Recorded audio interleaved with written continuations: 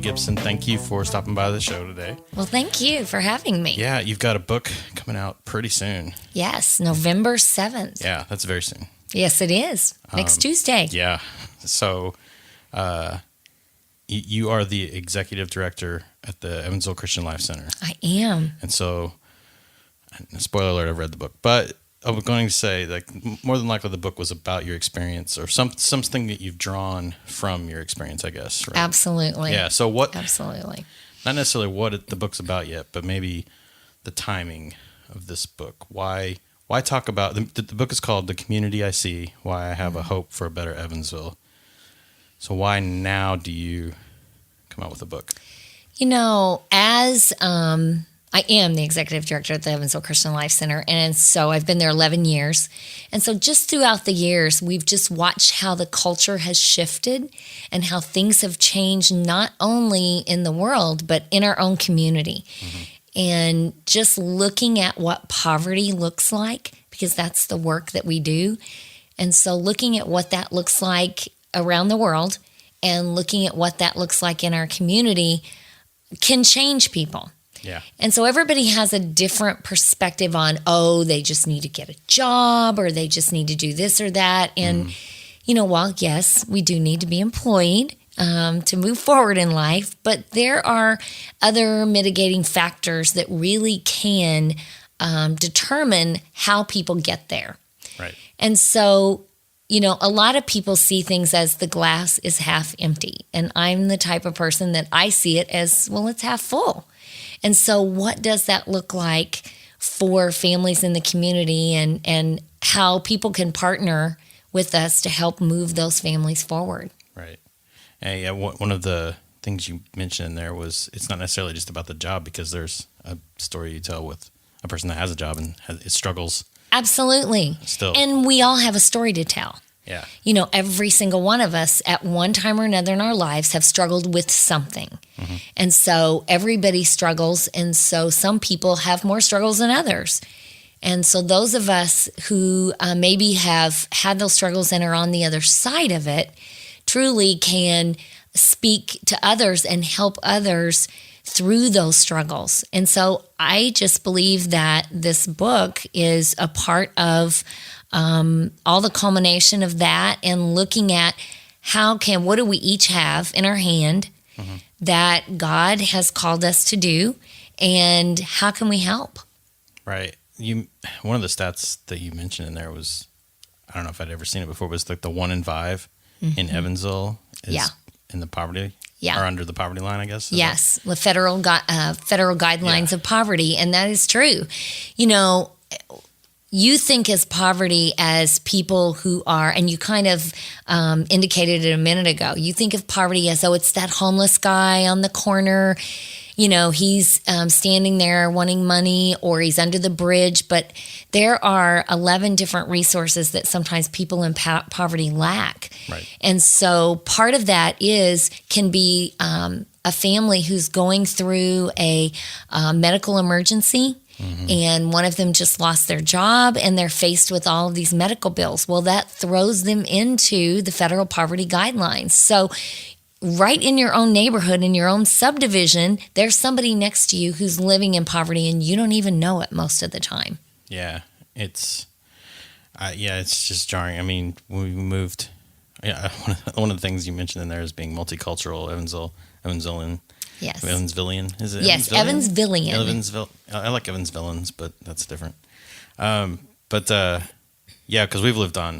I've lived on every side of town. Mm-hmm. So I don't, and I'm from Princeton, so I don't consider myself a native. Right. So I don't have a west side, east side bias, as discussed. Yes. But yeah, I would say that being downtown, I run across more diverse culture, and people in different stages of life.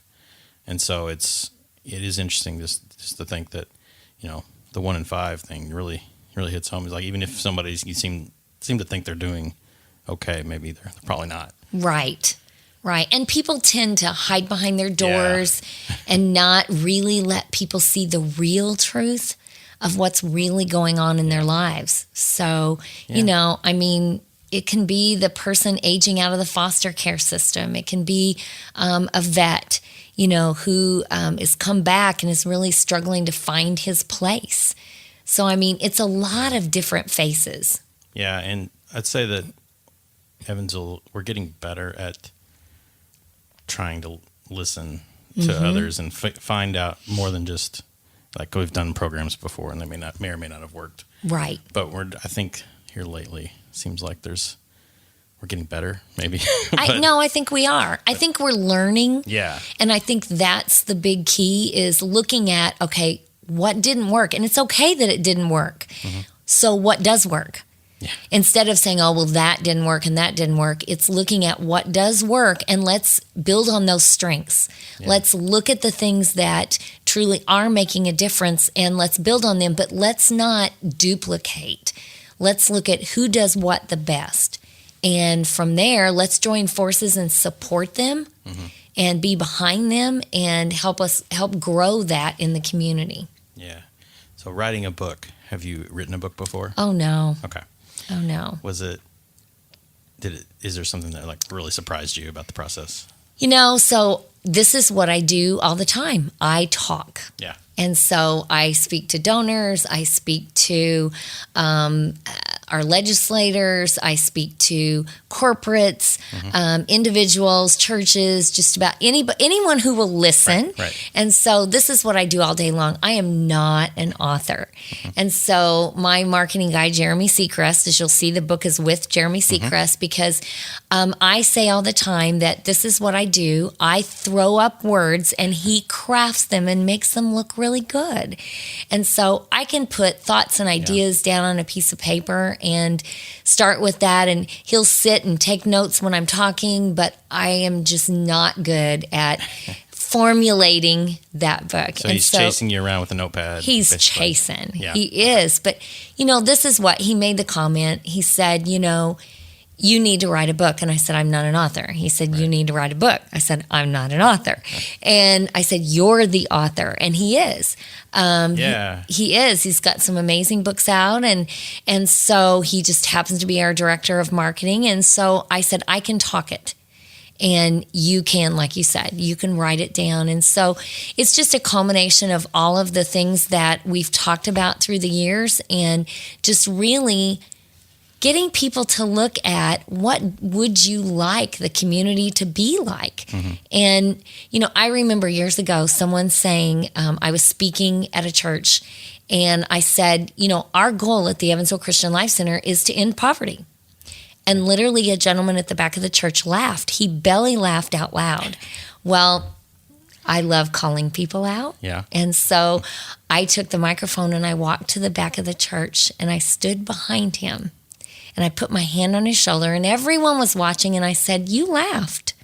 And of course he's getting embarrassed. And I said, I don't want to embarrass you, but why did you laugh? I said, it doesn't start with me or with our organization and our donors who believe in us. Where does it start? With our grandkids? With our great-grandkids? Who's going to start to end poverty, whether it's situational poverty or generational poverty? Who's going to start that work? Right. And, he kind of changed his tune a little bit then. And I told him, I said, I'm only playing with you, and I hope you're a person who can handle that. That's all I can say, because I already did it. Yeah. But the bottom line is it starts somewhere.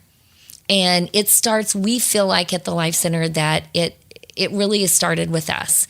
And it's not just us. We didn't start it alone. There are many other organizations in the community, and we collaborate with over 150 different organizations. Yeah. And so we do that because we can't do it alone. Right. And so together, what does the community look like that you see?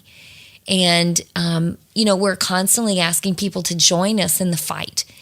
Join us in the work that we do each and every day in helping move families forward. It's not about a handout, because the Evansville Christian Life Center does not give a handout. Mm-hmm. Yeah, you're more of a teach people to fish, as you mentioned. Absolutely. Yeah. How long has the Christian Life Center been around? Almost 32 years. 32 years. Okay. Yes. And this collaboration, I would say that the Evansville area is not necessarily known for its collaboration early on, at least maybe for it, with like that term, like we're all in our own silos or whatever. Right. But that seems to be changing as well.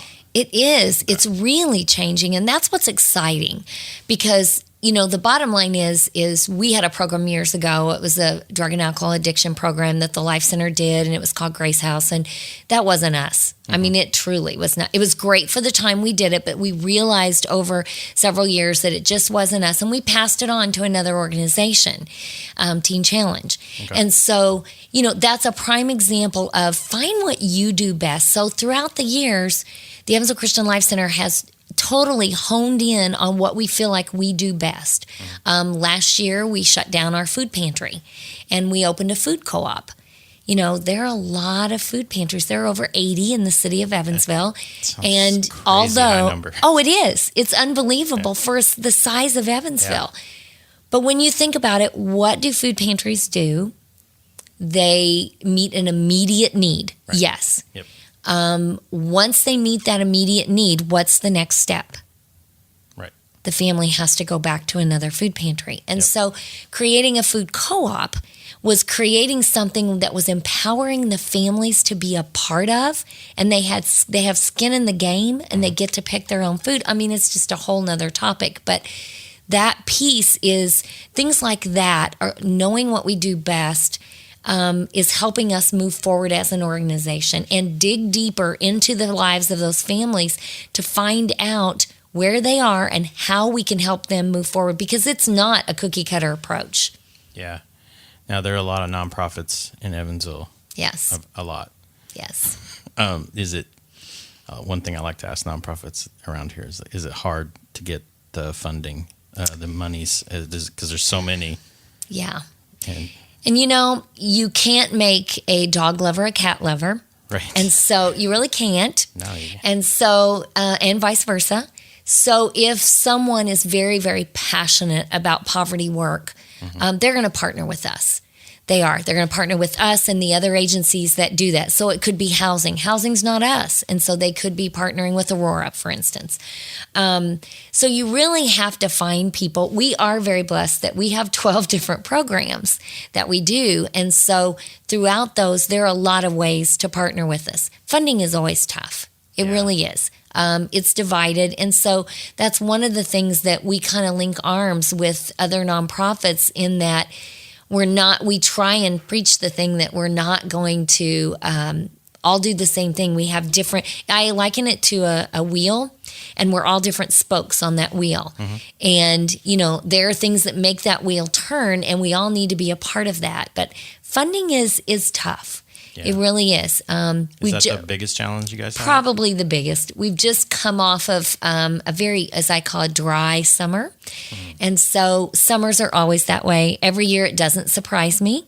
In the last 11 years, it has never surprised me. Every summer is very lean financially. Even your local supporters that are supporters every month, they come to your location or they give to your location, and they go on vacation in the summer. And so maybe they were a monthly donor and they go on vacation, and they kind of just kind of slips by. And then in the fall, never fails, someone will walk up to me if I'm out in the public and say, "Oh my gosh, I forgot to give you my June, July, and my August, monthly." And so it's just really interesting. A lot of people don't want to fund the salaries. They want to help the people. Right. But they don't want to fund the salaries. Yeah. And I think it takes the people to do that work.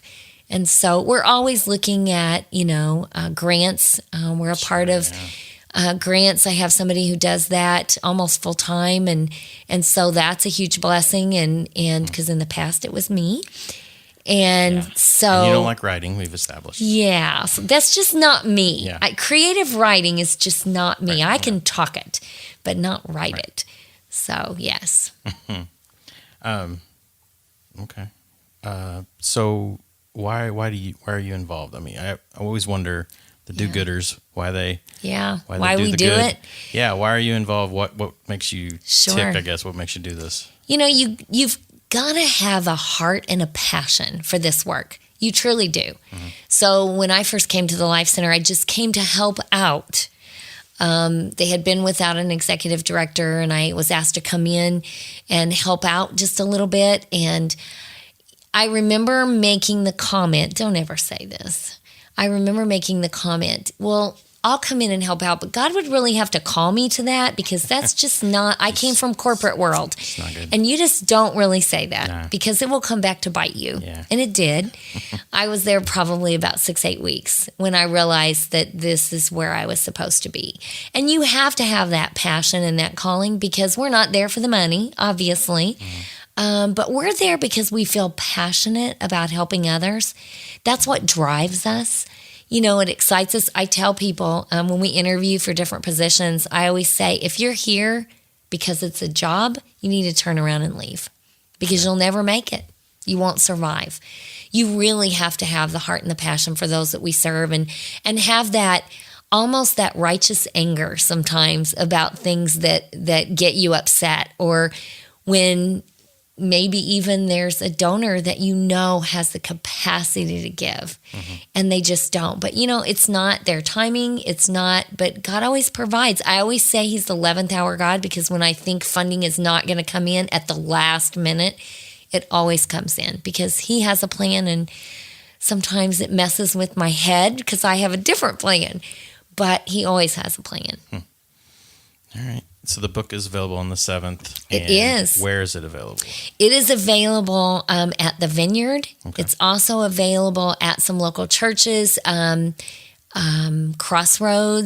CFC, Bethel, and some different, even some other smaller. You can go to our website, restoringpeople.com, and that's where you can also gather the link. It's also available on Amazon. You can also get it, the free download of the book and audio version on Amazon. Did you do the audio? I did. They let you talk? I did. Right. Yeah, because that's what I do best. So, yes. Cool. Awesome. Well, thanks, Gina. I appreciate you coming over. Thank you for having me. Good job, everybody.